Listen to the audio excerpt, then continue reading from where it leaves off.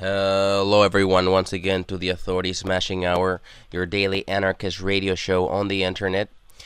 And tonight, with your hosts, Charnchi and Mr. 1001 Nights. And we have a special guest tonight. He is a son of Holocaust survivors. DePaul University has called him a prolific scholar and outstanding teacher. Norman Finkelstein is the author of a number of books, including The Holocaust Industry, Image and Reality of the Israel-Palestine Conflict, and Beyond Chutzpah. His forthcoming book about Israel's assault on Gaza will be published this year. He is joining us for the hour, so let's see if he's here. Welcome to the Authority Smashing Hour, Norman. Hi, how are you? Hey. So we're very glad to have you here. Perhaps we could start. Could you perhaps talk about the latest report on the new Israeli bombings in Gaza? Could you give us an update about based on what you know? Actually, I don't think I know more than you do. I just received a couple of emails saying that a fairly broad range of Gaza is under assault now by Israeli aircraft, but because I was doing my own work, right, I wasn't better informed. You've stated in your talks that the media and scholarship have exaggerated the complications of the conflict. For those listeners who are not familiar with the history, could you briefly describe the roots of the conflict and some of the major events that have taken place? Well, there are three dimensions to the conflict: the past, the present, and the future. In the past, the historical record; the present, which mostly means the human rights record; and the future, which means how to resolve the conflict. It would be difficult in a phone interview, a radio interview, to go through the history of the conflict because it does stretch over about 120 years. But we can look at how to resolve the conflict, and whether that's very complicated.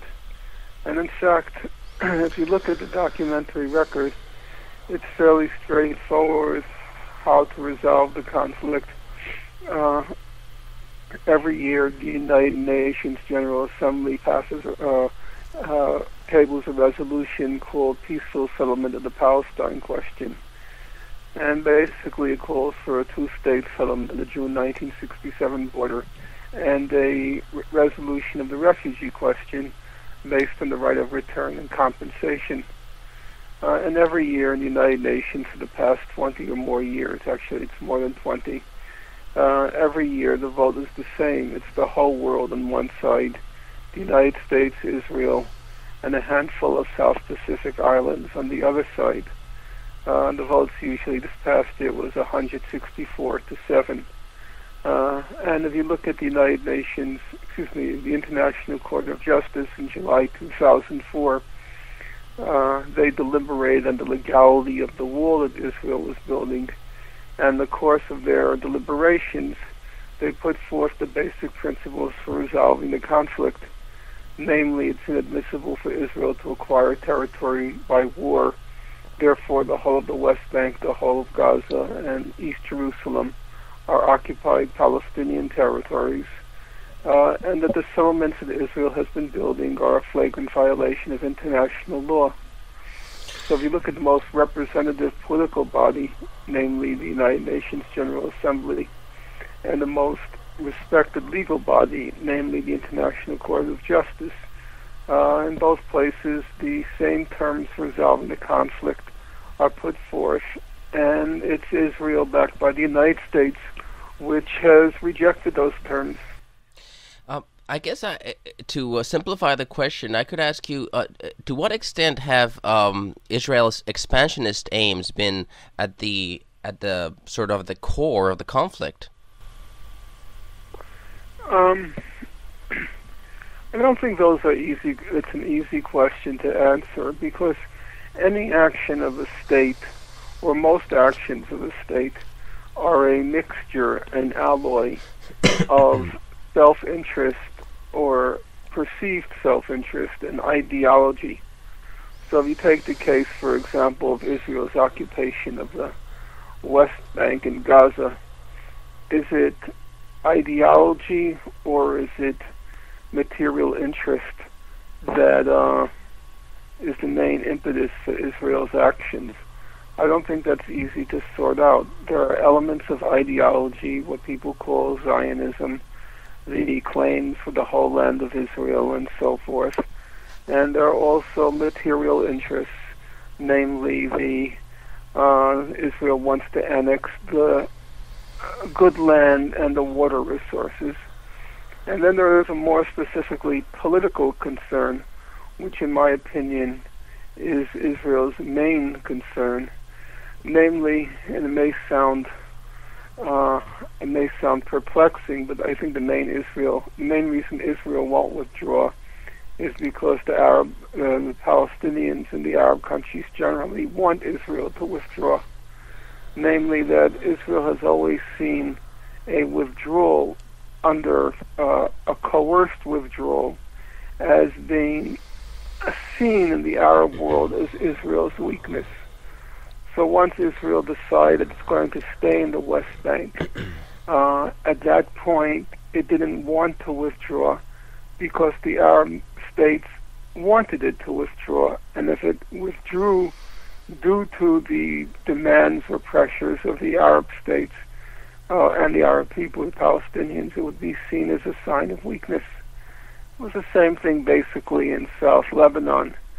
When Israel was occupying South Lebanon basically from 1978 to 2000, there were many speculations that Israel was staying there because it wanted the water resources, and it had territorial designs on South Lebanon dating back to the late 1940s. But in fact, I think Israel didn't want to withdraw after a certain point because the resistance was trying to force them to withdraw. And Israel saw any withdrawal under fire as transmitting a message to the Arab world of weakness. So I think there is a very specifically political element. It's not material interest, it's not ideology, but there's a political element to Israel's refusal to withdraw as well. You mean in terms of credibility, sort of the mafia principle that Noam Chomsky has spoken about? Meaning? That states need to maintain their credibility so they can't be seen as weak. Yeah. So, and that's basically right. I think that, in my opinion, that's the main reason now Israel won't withdraw. So, what is the current and historical relationship of Israel and the United States, especially in the context you mentioned of UN resolutions? Again, that's a big question, and it's not an easy one to generalize over a long period of time. Israel's main, when Israel was not yet Israel, when it was the Zionist movement, the main support it received for achieving its goals obviously came from Great Britain in the form of the Balfour Declaration and then the League of Nations mandate. After 1948, the British support for now the State of Israel, no longer the Zionist movement, for the State of Israel, British support basically, it disappeared. Then the main support for Israel came from France, because the French were fighting the Algerian War of Independence.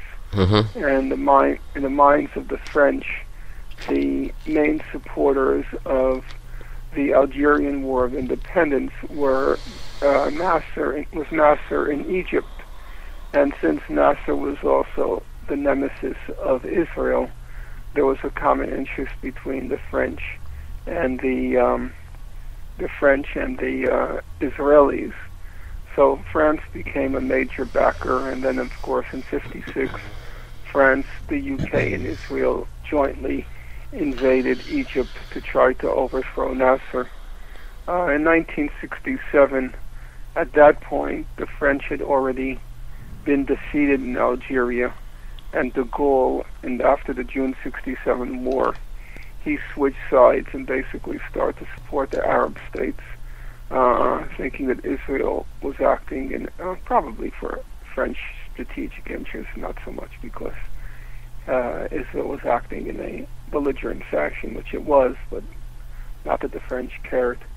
And then at that point, after 67, the main backer of Israel became the United States. And the reason was pretty clear, because not only was Nasser the main nemesis of Israel,